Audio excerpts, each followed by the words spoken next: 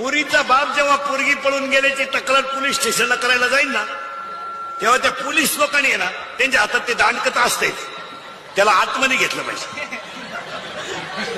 इकडे आतल्या खोलीत चाल. पोरगी पळून गेली ना, तू कुठं कुंभमेळ्याला गेला, त्याचा बाप हाणला पाहिजे पहिला.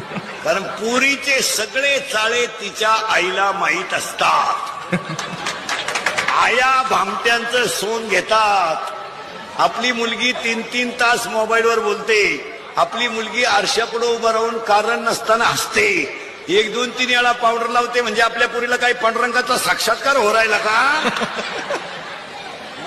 पोरगी पळून गेले, आई म्हणती मला अंदाज आलता, तू काय झपाला बसली होती का? हे सगळे चाळे पुरीच्या आईला माहित असतात. रविवारी आपली पोरगी शाळेत जाती.